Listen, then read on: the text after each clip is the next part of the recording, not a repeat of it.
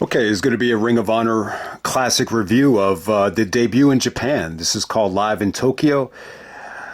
So this was during the summer of 2007. They actually did two shows in Japan. The first one in Tokyo was a pro wrestling Noah related show, which actually did air on television in Japan.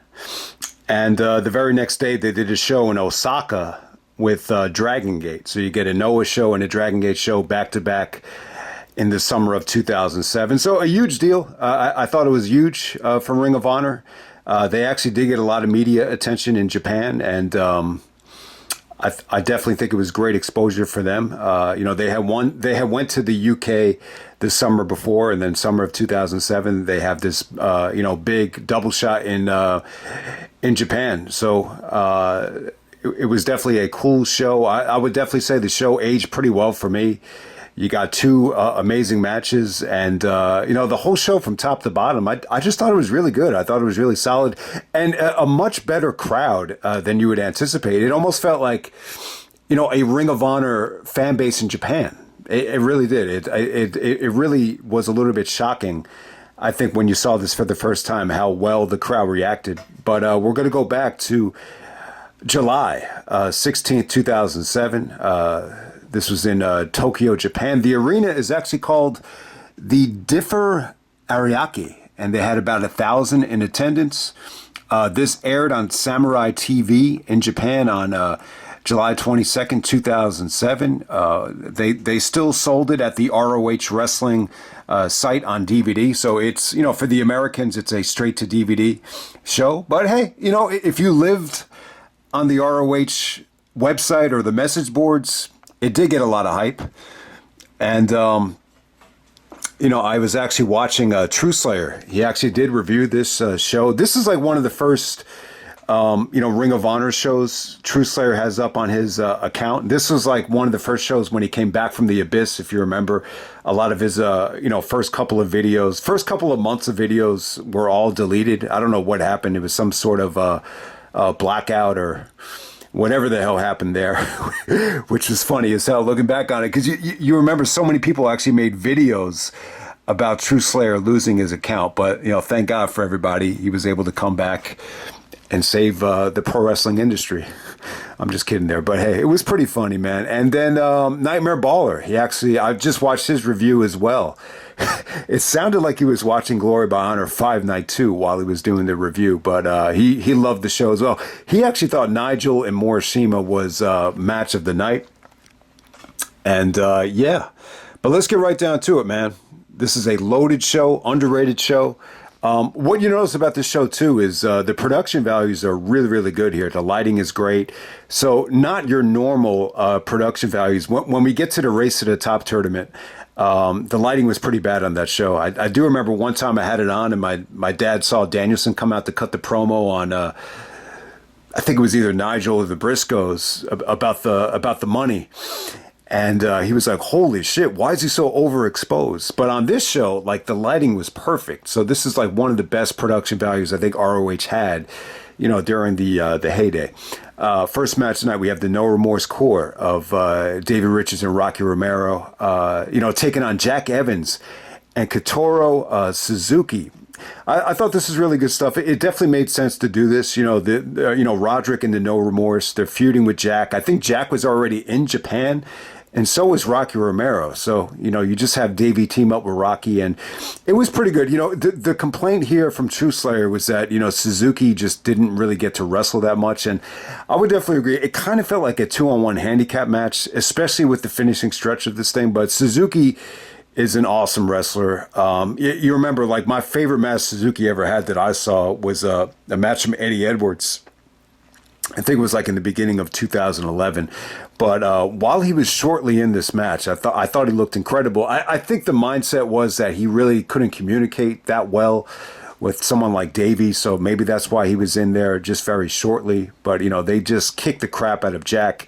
they were trying to sell the fact that Jack, put on some size and, he's getting a little bit better. But I don't know. I was never crazy about Jack Evans, but he looked pretty good here. I think Davey and Rocky, really, did some devastating kicks, and they kind of, suplexed the crap out of Jack during the ending stretch of this match. And it was a good opener. I definitely think this was solid. Next up, we almost have like a Pro Wrestling Noah showcase. And, Taniguchi, I would say this. It feels to me like Taniguchi had a solid career. When I look back on it, you've definitely heard that name time and time again. But at this particular time, it was almost like a do or die match featuring Japanese talent. It was almost like a Pro Wrestling Noah showcase, almost like a Tough Enough style match just to get them exposure. So, yeah, in some ways, if anyone pops in the DVD miraculously, I think this will probably feel like, two generic Japanese guys just auditioning. That's kind of what it felt like here. So I'm going to try to pronounce these names. True Slayer and Nightmare Baller struggled with it, as I'm going to do here as well. So this is Shuhei Taniguchi taking on Akhihiko Ito.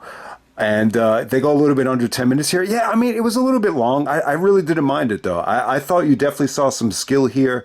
This wasn't as bad as I was anticipating. I just thought this was going to be boring.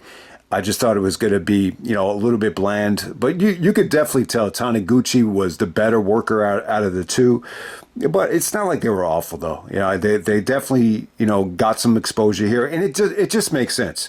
They're working with Pro Wrestling Noah. Part of the agreement is, we want to probably showcase, two of our more underrated talents on the show. So I didn't really have a problem with it. Gabe actually did get on commentary here and basically, started just plugging stuff and just kind of thanking the fans and, what a milestone it is to be in Japan. So I think anytime Gabe used to do that, it kind of meant that, the match wasn't that important. And it really wasn't. I mean, this had nothing to do with, Ring of Honor storylines. This is strictly about just showcasing, two up-and-coming Japanese talents. Definitely the worst thing on the show, but I still didn't think it was bad, though. I was actually into it, believe it or not. But we're going to move on to Jimmy Rave taking on BJ Whitmer. They kind of promoted this as the battle between the ROH veterans. And, a pretty good match here. It's kind of a bland matchup. Jimmy is coming off of the broken jaw from Nigel, and BJ is trying to get out of a slump. They're selling the fact that BJ's been in a slump ever since he had the classic with Jimmy Jacobs as Supercard of Honor inside the steel cage. So it was kind of a bland matchup. I think they put this match on in Japan for a couple of reasons. With Rave and Whitmer here, it's not like they really had to worry about the fans and storylines here. Because I think Rave and Whitmer, it's probably a tough sell, especially if you're in a big market. So, they really didn't have like the fans throwing toilet paper at Jimmy. They threw some streamers in the ring. At first I was like, is that toilet paper? But nah, it was just streamers. But, yeah, it was pretty good. BJ was actually trying to work the crowd here. It was fast paced. It really wasn't as bad. I thought BJ Whitmer looked really, really good here. Rave looked, hungry. This was really like a no nonsense performance from Rave. Ultimately, BJ's losing streak continues. Jimmy counters a backslide into a pedigree for the victory. I really wasn't crazy about the finish. Really wasn't crazy about Jimmy using the pedigree, but that was kind of his forte. He would jack moves like the Styles Clash and the pedigree. But yeah, it's a solid match. Definitely one of the weaker things on the show. Next up, we have Bryan Danielson taking on Go Shiozaki. Danielson cuts a promo talking about how, he's keeping an ear to the street, and the word on the street is that Go Shiozaki is coming to Ring of Honor in 2008. And, just like Kenta did, just like Morishima is now. So he looks forward to testing Go Shiozaki. And, yeah, man, this was great looking back on it. It ended up probably being Shiozaki's best match in Ring of Honor. The only other match where I think he came close to topping it was with Austin Aries at the 6th anniversary show. I was going to say 8th anniversary show, but yeah, that was the 6th anniversary show. But yeah, the Danielson Shiozaki match was classic, man. I thought it was great. It really, this was like the first amazing Bryan Danielson match a lot of people saw in 2007. You got to remember, like, the Driven stuff didn't really air, for a while, not until like September and October, where the pay-per-view and the DVD came out. So yeah, this was really like, one of the best matches of 2007. Like when this first dropped, it was just, such a great match. And, yeah, I think Shiozaki, if there was any hesitancy about bringing over Shiozaki, I think he really proved that he, was in that upper echelon with Kenta and Marufuji and Morishima as, definitely worthy of, coming over for a long stay.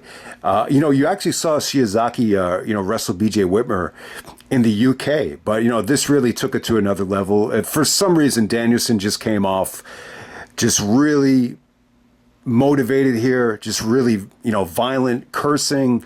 This is just the Bryan Danielson that I love. Like he took it to Shiozaki hard. It's almost like he was a little bit much for Shiozaki, and I thought they just rocked the house here. This was definitely the match of the night. It just had everything you could think of. It went long too. It's almost well over a half hour, but there wasn't like one dull stretch during the match. And one of the highlights here is Go is just giving some devastating chops to Danielson. You'll notice Go Shiozaki very similar to Kobashi. I think a lot of people had called him Baby Kobashi in the past, and Danielson just really went to work on his elbow to the point where he's just stomping it so Shiozaki can't even use it. He starts trying to chop him with the bad arm, and then Danielson just keeps on giving him uppercuts, very similar to Rocky 3, where he's like, you ain't so bad, like those blows ain't giving me anything.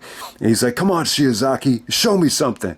So Danielson did a good job of mocking Shiozaki. And then eventually, like, Shiozaki started using the left chops as the match progressed. Shiozaki's left chops got a little bit stronger. And, eventually Shiozaki did turn things around. But yeah, for the most part, man, this was just, high on psychology, high on action, high on everything. Danielson did the dive into the crowd here. And, you actually saw him do it to Hangman, not into the crowd, but into the middle of the ring aisle. And Nigel even said, man, it's been a long time since Danielson has done that signature, springboard. It's funny because they're in Japan here. It's almost like it was a little bit different. I don't know if it was because of the language barrier, but he was telling the fans, he was like, get out of the way, get out of the way. And then he basically does like a springboard lariat into Shiozaki in the front row. I mean, it was pretty cool. And, what really stood out in this match as well, just some beautiful, just no selling here with Shiozaki with the super kick. Danielson no sells it. He's hitting Shiozaki with backdrop drivers, and eventually Shiozaki busts it out. The gold flasher. He actually caught Danielson and transitioned into like a fisherman suplex. That looked great. Shiozaki does a beautiful moonsault, and he tried to do it. Danielson counters a moonsault into the cattle mutilation, and then eventually Shiozaki, he's really selling the cattle mutilation. Great facial expression. He's got all of his teeth hanging out, just screaming, and eventually he does tap out to the cattle mutilation, and Danielson goes over. A great match. I gotta say, this is probably one of Bryan Danielson's best matches ever against a Japanese talent. So if you haven't seen this yet, go check it out. It's probably on the Bryan Danielson versus the World compilation. I mean, it was really, really good. Go Shiozaki has never had a match better than this, at least in Ring of Honor. I know he's had some classics in Noah with, possibly Morishima, and there was some really good stuff that he had in 2010 that got a lot of praise. But yeah, this will be it though. So check it out. This rocked, as Truth Slayer said, the match of the night. Next up, we had Delirious taking out Roderick Strong. This is a fight without honor. Strong and Delirious, they've been feuding the whole year. They actually had a match at Respect Is Earned. If you remember, some of the live reports was that, Delirious and Strong, like the crowd kind of faded at Respect is Earned when they had their match. They went a little bit late in the show, so, you know, they had to follow, like, great stuff. I think they had to follow the Briscoes on Respect is Earned, but, you know, I don't know. I don't know why they put this in Japan. You know, ideally, like, if you're going to go all the way out to Japan, you know, I would have preferred to see Roderick mix it up with, you know, a Japanese talent. You know, maybe Suzuki would have been a better option here. You know, Kotaro Suzuki versus Strong. You know, I thought that would have been really, really good if they went in that direction. But, you know, maybe because Delirious is, you know, a mass wrestler, maybe they thought maybe some of the Japanese fans might get behind them. You know, you've seen certain guys like Liger, and there's you know, it's not just a Mexican tradition. There's a lot of wrestlers that wear masks in Japan as well. So I don't know. Maybe that's the thought process, but they had Delirious, you know, end the feud here.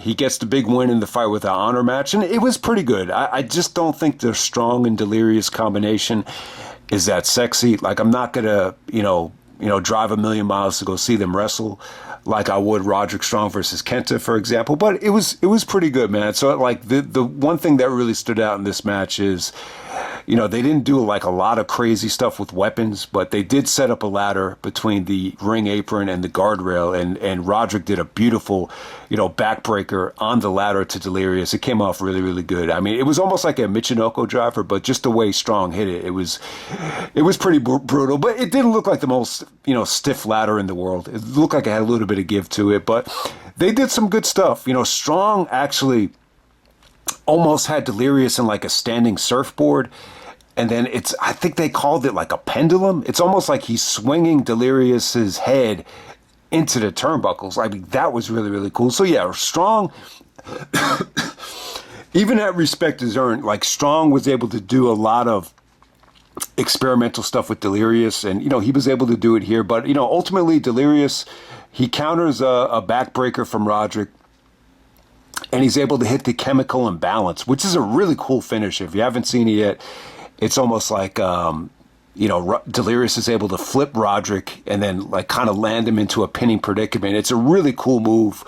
You know, I don't know why, like, a lot of people don't do it, because it's like one of the coolest moves that Delirious does. So yeah, Delirious over Roderick. I thought this was solid. I'm not going to say it was great or anything like that, but it was probably one of the best matches that they had. All right, next up we had Naomichi Marufuji teaming up with the Briscoes to take on Atsushi Aoki, Matt Sydal, and Ricky Marvin. So I was listening to True Slayer's review, and he just wasn't a big fan of, you know, the teams here. And I'd have to agree. I think this match ended up being great. Like, I think it's really, really good. But I think, you know, if you're going to go all the way out to Japan, like, I think, you know, maybe just have the Briscoes go up against two Japanese talents. You know, I understand the Briscoes were in Noah at the beginning of 2007. I think they actually lost the junior titles to, I think it was Ricky Marvin and Kotaro Suzuki. So maybe you just could have done a rematch there. And it probably did make sense to put Suzuki in this match instead of Atsushi Aoki. But, you know, it did feel a little bit abrupt. It did feel a little bit random. But at the same time, you know, they cut a good promo with Marufuji teaming up with the Briscoes, and I thought it came off good. You know, you've seen the Briscoes take on Marufuji and Kenta, but this is the first time you've seen the Briscoes and Marufuji as like a trio, and it wasn't bad. Like, they had good chemistry. They actually did a couple of moves together, especially for the finish. They did the assisted Doomsday device with Marufuji and Jay, you know, assisting Mark for the lariat. It came off great. There was some awesome, you know, Doomsday device counters here. But ultimately, I thought Ricky Marvin had a really good showing. You know, so did Aoki. I think everybody in here looked good. You know, Sydal really clicked with the Briscoes. I mean, you saw him in those tag matches with Claudio, but even in this match as well, I think Matt Sydal and the Briscoes had, you know, amazing chemistry. You know, Marufuji and Atsushi Aoki had great chemistry together. There was just some great no-selling with the sit-down drop kicks between, I think it was Marufuji and Ricky Marvin. So that came off great. So, you know, overall, man, this ended up being great. You know, because the Briscoes are in the middle of such a historic reign, I just would have loved for the titles to be defended in Japan. But they kind of went with, you know, sometimes when you do these Japanese super shows, I just feel like there's way too many. And you've seen this with Forbidden Door as well. You see these multi-man tag matches where we're just kind of throwing guys into random teams that don't normally tag together. So that's what this felt like. But hey, they go over 20 minutes here. I thought it was great. This definitely reached the 4-star level for me. So, once again, the Briscoes are the MVPs of 2007. There's no doubt about it. So this would be another feather under their cap, if I were to be completely honest with you. Okay, for the ROH World title, we got Ring of Honor World Champion Takeshi Morishima defending against Nigel McGuinness. This is the second match in their trilogy of 2007. Morishima successfully defended at Fighting Spirit in Edison, New Jersey back in April. And then eventually Nigel pinned Morishima in the tag match at United We Stand. So that sets up their second match, which would be on Morishima's home turf in Japan. This ended up being really, really good. From what I remember, the mindset was, once this trilogy wrapped up and Nigel won the belt, was that, the matches continuously got worse. I'm not going to say that they got worse. From what I remember, I thought the match at Fighting Spirit was the best one. But this one in Japan, it was really, really good as well. I think the one from Undeniable was on pay-per-view. Great atmosphere. You had everybody waving towels. But for whatever the reason, I think with that particular match, it just felt a little bit short. It felt a little bit rushed. I think what you take away from this match from Japan is it felt complete. It felt like they're in front of a, Japanese environment. It just felt like a classic match from Japan. So it definitely had a good Japanese feel to it. But at the same time, Morishima still is kind of playing a heel, and he's kind of able to turn the fans against him. I would definitely say the crowd is more pro Nigel. So it definitely had a unique feel to it. The crowd definitely gets behind Nigel. Morishima's doing a lot of heel tactics. And it ended up being really good, man. Just a slugfest between these two guys. That's why they call their first match Fighting Spirit. You just see, Nigel is really good in this role, playing the underdog against a bigger Morishima, where he's just really, fighting from behind. He's giving Morishima stiff lariats. There's just a great slugfest between these two guys. And I just thought it came off really, really well. It's an awesome match. Underrated too. I forgot how good this was. It definitely feels more complete than I think the match from Undeniable. But they really gave you everything here. I thought they just gave you a great fight. It felt like a real fight. Danielson is actually at ringside. They're watching this. The Ring of Honor guys are actually watching this.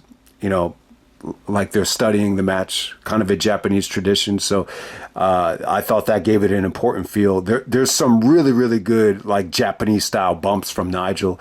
The Tower of London apron spot, it didn't come off great. But the one spot that did come off good was Morishima. He does like a jumping sidewalk slam to Nigel, and Nigel takes the bump on the mat. I mean, it's a pretty cool bump. It's not as devastating as Kenta giving Marufuji the Falcon Arrow off the apron. I mean, that looked brutal. But yeah, I think that was a pretty cool bump. I mean, there's some great kickouts here. Nigel actually kicks out of a backdrop driver, so it takes two backdrop drivers for Morishima to put Nigel away. Probably the highlight of the match is just, aside from a lot of the strikes that Nigel gave Morishima, there's just a beautiful ass shot from Morishima where Nigel goes flying into the ropes, and then he just transitions into a rebound lariat, and Morishima kicks out of that. So yeah, man, the match was good. I mean, the crowd was actually going crazy here. For some of the near falls, they were going crazy for Nigel. Morishima does put Nigel away. Yeah, I mean, I think, the thing that really stands out about these Morishima and Nigel matches is that, maybe they kind of felt a little bit too, business oriented. Like they felt like too much of an agreement, I think, to me when I look back on it. And maybe that kind of hurt, Nigel's initial title reign. Like, I think when he first won it, it was kind of hard to buy into it. Like, aside from the injuries, aside from him, like, not wrestling in New York City, I think one of the more underrated things is, you had already seen Morishima beat Nigel twice. So by the time Nigel finally beat Morishima, it's almost like, all right, finally he did it. But it's kind of tough. You just don't have like that wow factor that you had with Austin Aries when he beat Samoa Joe. So maybe that was one of the things that kind of plagued, I think, Nigel's initial start as ROH World Champion when you think about it. But yeah, man, it was good. This is definitely a good trilogy between Morishima and Nigel. But at the same time, it definitely felt like an agreement, though. Morishima wins the first two matches. Nigel gets a big win at United We Stand in the tag match. And then ultimately, he'll send Morishima packing once you get to Undeniable. So, but yeah, I definitely think it's a great match. It's, I really have to go back and watch the Fighting Spirit match to really tell you, what's the better match. But from my recollection, it's Fighting Spirit, this match in Tokyo, and then, the worst one will probably be Undeniable. But that doesn't take away from the work they did together. Ideally, you want the work you want the chemistry and the matches to actually get better. But in the heat of the moment, True Slayer and Nightmare Baller, they both really thought, at the time, this actually felt like the better match. And I think Nightmare Baller even said this was his personal match of the night. So take that for what it's worth, man. This is a great show, man. Fun show. I love Ring of Honor in 2007. This is the debut in Japan. So definitely check it out. All right.